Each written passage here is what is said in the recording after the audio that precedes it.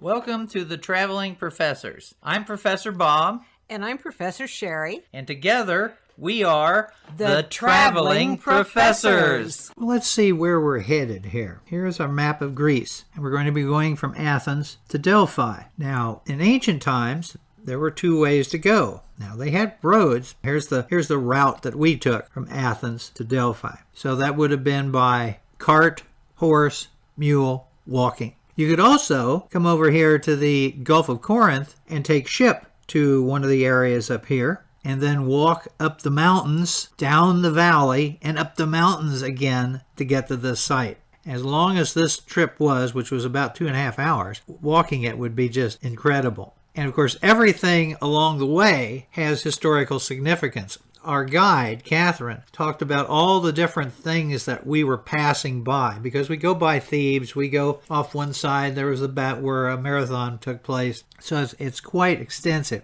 Although Greece is pretty mountainous, we really don't get into the heavy mountains until just before you get to Delphi. So here we are, we're leaving Athens. This is what we saw most of the time that we were going up. I will point out that one of the things about Delphi, while we're looking at some of these pictures of the terrain, is that it was believed to be the navel of the world. One legend has Zeus unleashing two eagles flying off in different directions, and they ended up meeting at Delphi. And so that was the navel of the world. And it's symbolized by the egg, the omphala, the birthstone or navel stone. Now this one here that you see with the clouds seemingly hanging over the top of it, that's where we're headed. You go, this doesn't seem very rugged. Well, you're going to forget that in a minute. We cross over one of the little streams and we stop not far from Thebes for a rest and a little lunch. Then we get back in, and now we're in the mountains. Now we're in, of course, a big bus.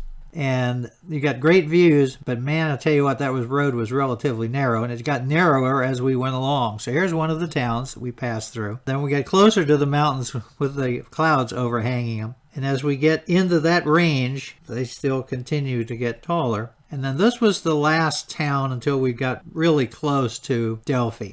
It looks like it's just hanging on the edge of the cliff. As we went further up, you can see that town is much lower than where we are. So we start seeing the valleys. And in ancient times, that's when I was talking about you go down a valley and up a valley. Here's a good example of it. Here's an old road coming down, and then you got to come back up the other side. There was a small town, and there is today, not far from Delphi. The site itself, Delphi, is the religious shrine.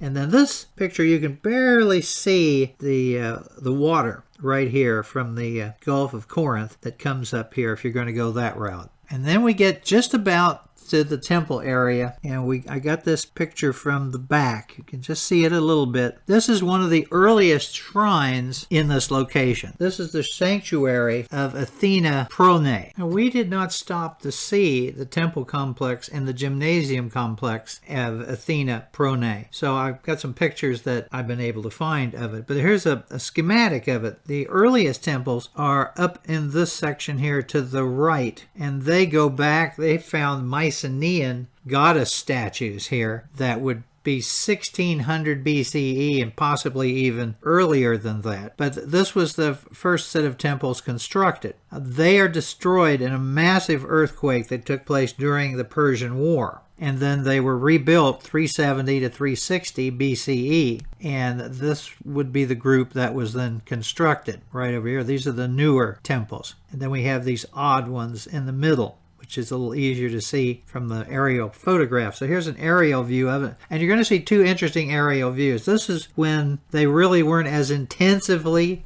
digging here. So here are the older temples down in here. And then you have the middle temples. This round object is called a tholos. There isn't any information that they've been able to find as to what it was used for. But it was beautiful at one time. It had 20 Doric columns that went all the way around it. And the two smaller temples in here are built like the treasuries that we're going to see at Delphi. And then the newer temples were then constructed in this area. Here's a picture, the same site under heavy archaeological excavation. Just look at what they've been digging up. And there's the tholos. So everything's reversed here. The left side are the oldest temples. Then you have the ones in the middle. And then you have the ones really badly destroyed off to the other end. And then here you have a view. It's almost like you go to the edge here, you can just drop off a cliff, which is quite true. So there's the Tholos. Then here's an artist's rendition of what it would have looked like all together. Then, of course, there are games that are held here eventually. And so here's the gymnasium section. Now, these were built about 300 BCE. There's a long section and a shorter section. So here you can see the shorter section with some of the other buildings down below here. And again, a little better view of the drop-off down here. So that is the sanctuary of Athena Pronaia. Now, it actually is dedicated to two gods, Athena and Philocteos. And they're both considered the guardians of the Temple of Apollo, or the Temple of Gaia, as it was originally. And that's why you have the term Athena Pronaia. Pronaia means guards who stood before the temples. After passing the section where you had the Temple of Athena Pronos, come around a curve and you can see the museum and part of the Delphi temple area. And then this is a little better view of it, as you can see it up here on the side. So it's relatively hard to see. Now here's an aerial view. All right, so we have this area right in here is the temple complex. There's the museum. There was a gymnasium added later on. And there's your view down to the Gulf of Corinth, where the boats would come in, and then people would trek up the valley and then up the mountain to this location.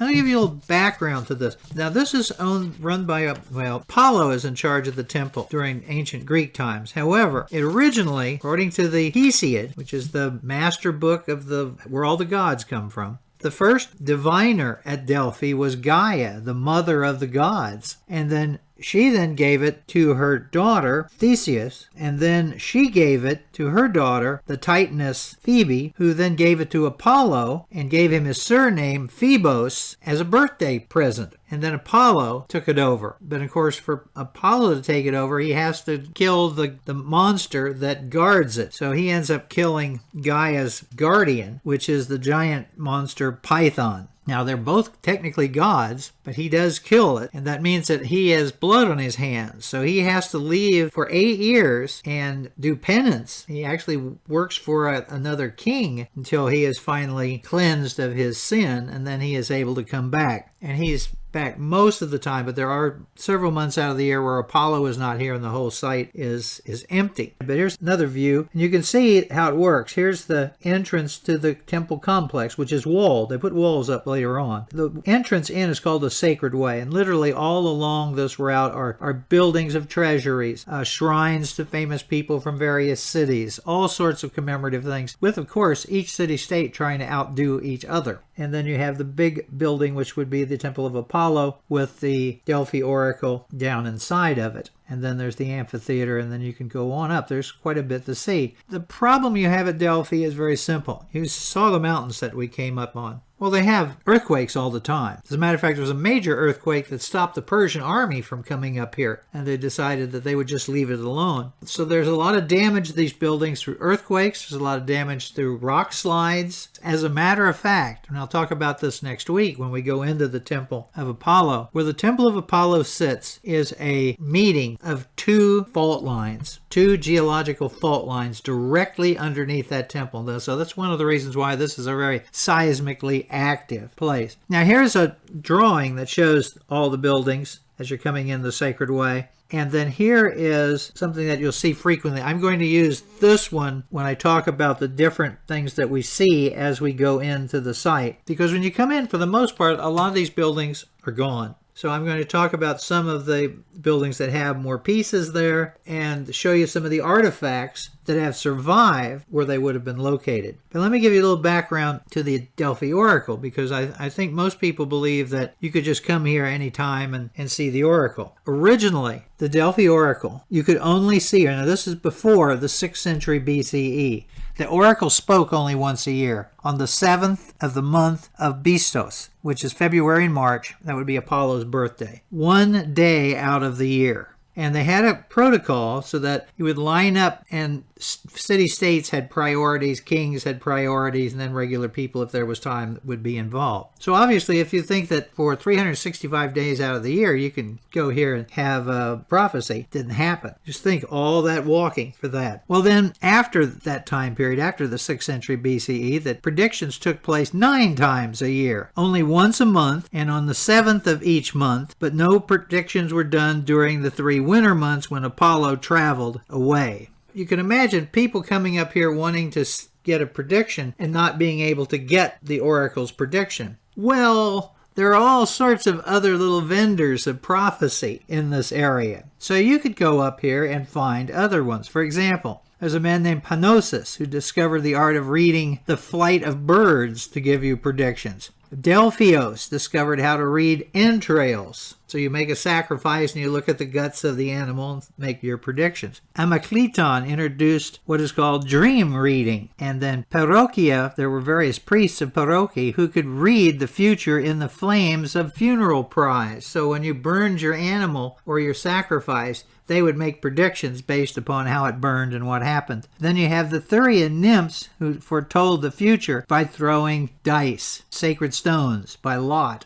I actually have a set of those. They sold them on the airplane when we were flying from Athens to Cairo. So every type of future divination was found here in Delphi. And then, of course, people learned those and then took them to other places. Now, let's start our walk into the sacred precinct. Here is our group entering into the site. We were all given our tickets, and we were then instructed to go all the way up to the first level, which is where you have the shops. So here we are looking at the steps, and ready to go up the steps. And while we were going by, we saw the mayor of Delphi, a cat. There are several cats on the area. Cats seem to enjoy these ancient sites. And then here's our guide, Catherine, and we're standing on the level just prior to entrance into the sacred way. Catherine was great, and one of the things that she did is she gave us ideas of how long we were going to be in different places. We had told her that we would reach a certain point, and then we wanted to go up to the amphitheater and a couple of other places. So she kind of broke it down by time so that we could leave at a certain point in her presentation at the base of the Temple of Apollo and then do what we needed to do and then meet them at the museum. And it worked out really well. And so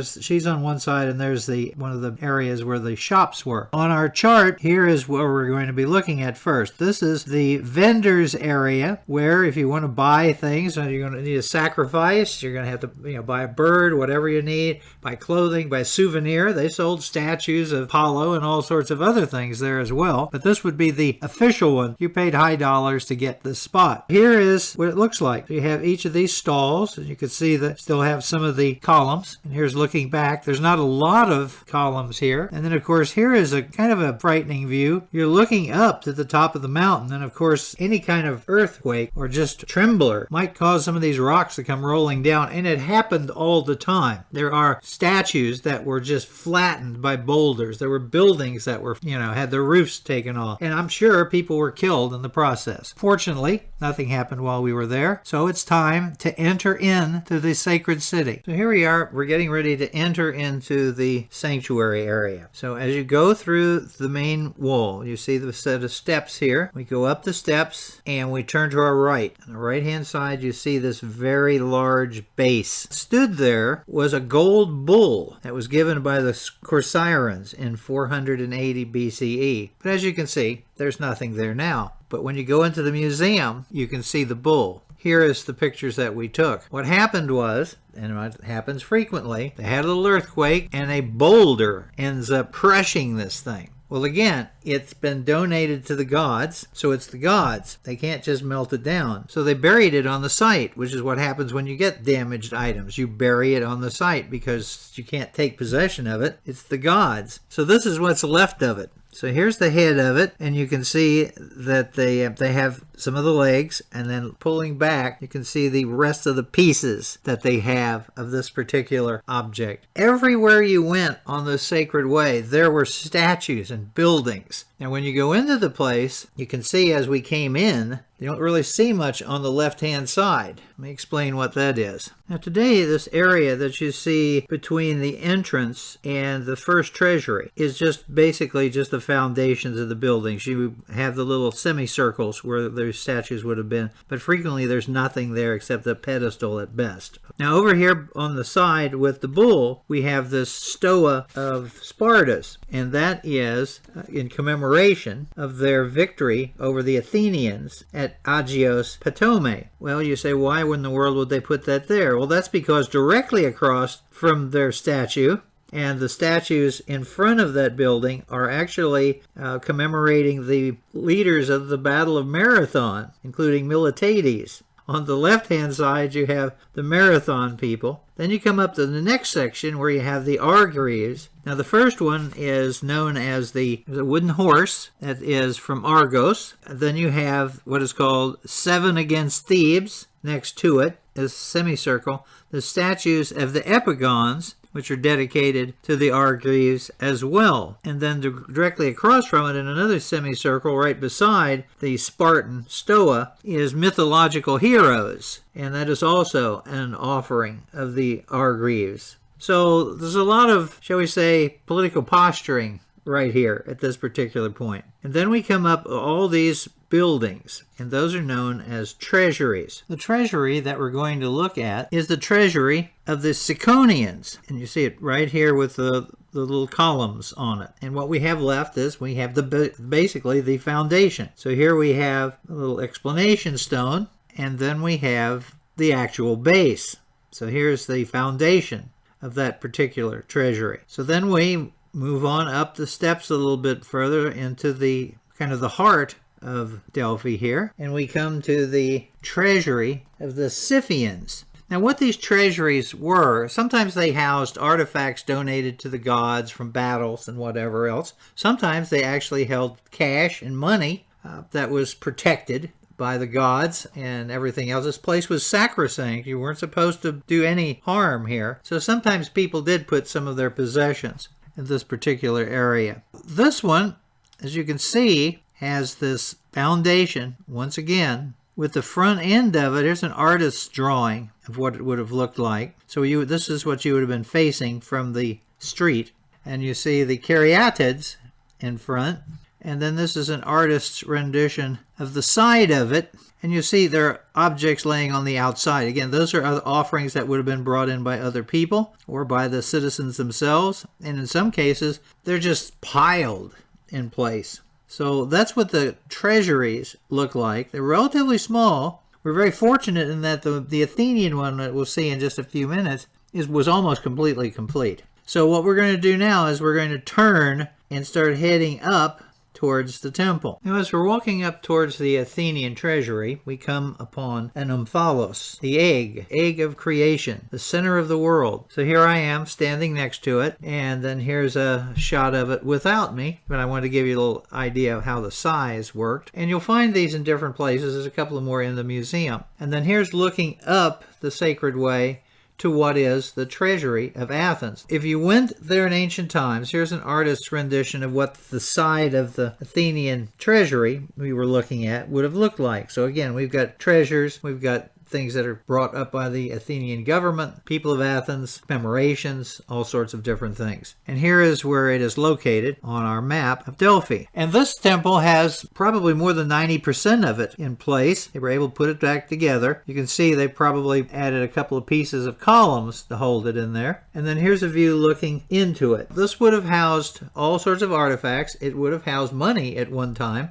The idea was when the Delian League was created, the other city-states that had joined up with Athens didn't trust her to keep the money in Athens. They were afraid she would spend it, so they moved the treasury to Delphi. Well, what they didn't know is the Athenians put a pile of bags of money in front, and then all the bags back behind were filled with sand, so they ended up using it for a variety of their own purposes. And then this is an artist's rendition, a little stretched version of it, of what it would have appeared like in ancient times. Now, we have a couple of interesting interesting things here. It was built about the time of the Battle of Marathon. It was originally dedicated to the new Athenian democracy, so that puts it at about 505 to 500 BCE. And then there were scriptures that were added around 200 BCE, and later mostly they were her main honorific decrees for Athenians. But it does have two important pieces. Has two hymns of Apollo on the side of it, and it also included on the side of the temple the musical notation that was to accompany the text. So we had some ideas as to what it would sound like, which was really, really nice. And then those buildings that were back behind, those were the council houses of the Delphi area, civic buildings, and that was all there was foundations. Now we're looking up from the treasury up towards the foundation of the great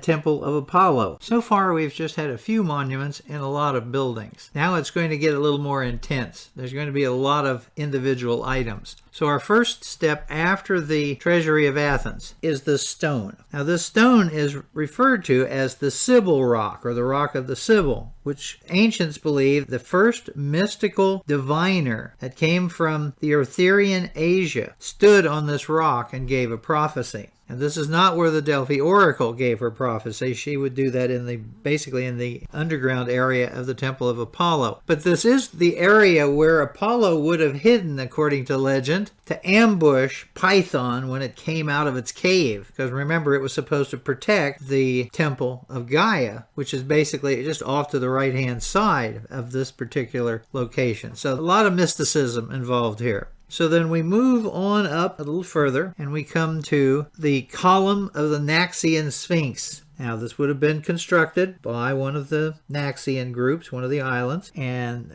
this is a view of where the pedestal was located. But the Naxian Sphinx survives. It's in the museum. So it may have been knocked down, but they have been able to put it back together. So here is one view of the Naxian Sphinx. As you can see, it's in a lot better shape than those on the island of Delos. And then here's another view of the Naxian Sphinx. Then after seeing that column, of course, you just saw the column as you're walking through it. So if you go to the site, make sure you go to the museum. I might even suggest going to the museum first, which would allow you to visualize the pieces as you're entering through the city. So then we move up, we're moving up the Sacred Way, and we come to really the overall large stylobate foundation of the temple. But right next to it is another stoa. This is an Ionic stoa of 8 columns, and it shelters the spoil from naval victories over the Persians in 479 BCE. So this is an Athenian stoa that was just piled with armor, helmets, probably even rams, and it would have remained here. And one of the things that happens is whenever Greece gets in the war, when you don't have enough military equipment, it is okay to make a dedication to the gods and ask permission from the priests to take the stuff that's been dedicated and use it as a last resort. And now we're getting ready to make a turn to move up a little higher. We come to the area where you turn to the left to go on up to the main temple and the rest of Delphi. So here's the view from that position. You have all these other buildings that are no longer in existence, but look at the view down the valley.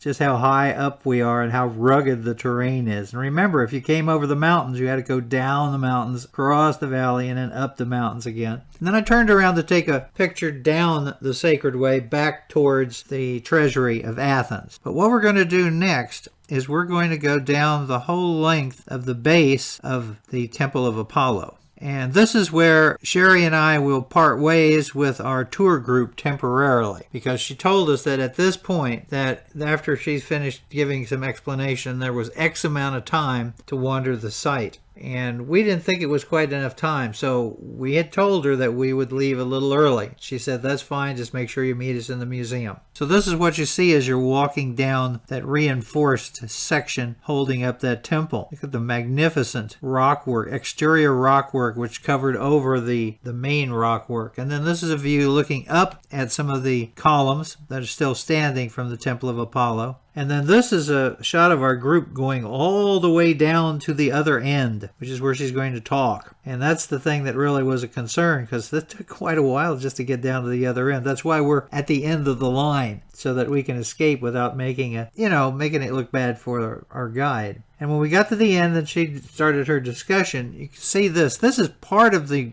incredible drainage system that was built in the Delphi sanctuary to make sure that the rain coming off of the mountain would be taken and disposed of properly so it wouldn't erode away part of the hill and have the whole place come down. Unfortunately, it's more than big enough for people to crawl into. So they have warnings to make sure you keep an eye on your children so they don't run around and go on an adventure that you don't want them to. Now we come to the section of Delphi where there are some really interesting artifacts. Now, the first place that we're going to stop at is this column that you see marked here on the map. And here's what's left of the column today. It's from one view, so you get it looking down the valley. And what is that? It is called the tripod of Plataea. This is what it looked like in ancient times. It was a bronze pillar that was something like 18 meters high, and at the top of it had 3 gold snakes' heads with a cauldron. The snakes surrounded a cauldron for sacrificial fire.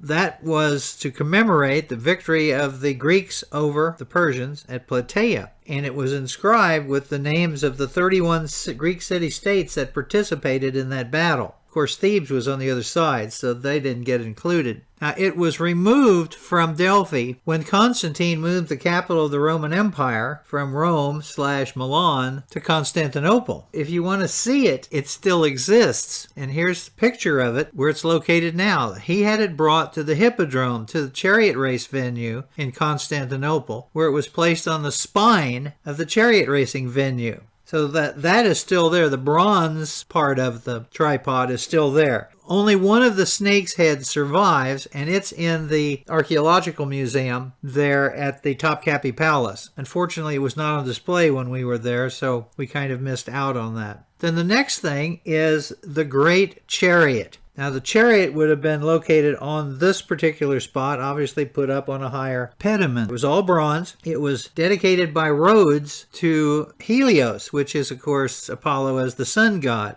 Well, here's a drawing of it, what it would have looked like, and the pieces that they still have. So yes, it is in the museum, because it's another one of those situations where it was destroyed by a rock slide. But not all of it. Here's the pieces of the horses that they were able to find.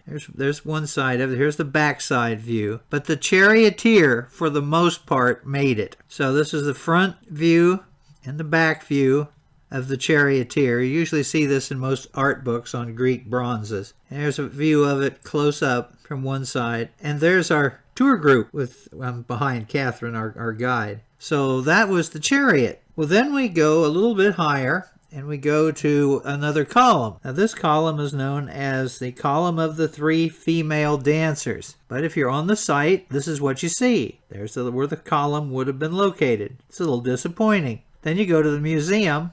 Well, they have almost the entire column, and it's too high to put in the museum, so it's broken up into parts. So here's a view of the very top part with the ladies, and then here's where the base is, and then here's another view of the ladies on top, and then here's a closer view of the base, and a closer view of the dancers as well. So once again, it would really be a good idea to go to the museum first. But as a tour group, you don't have that. People want to see the site and then kind of, well, we don't need to spend as much time in the museum. And then they miss out. I know you're going, when are we going to get to the doggone temple and talk about the oracle? Well, there's the big temple of Apollo. And there is an aerial view of the site. You can see the columns in the front end. And this region right in here is the entrance area to where the Delphi oracle was located. But this is part 1. This is where we're going to stop. We'll pick up with part 2, and you'll get your money's worth out of seeing all of the pictures that we have on the Temple of Apollo. However, they will not let you go down into that area. You can't go in and pretend to see the Delphi oracle.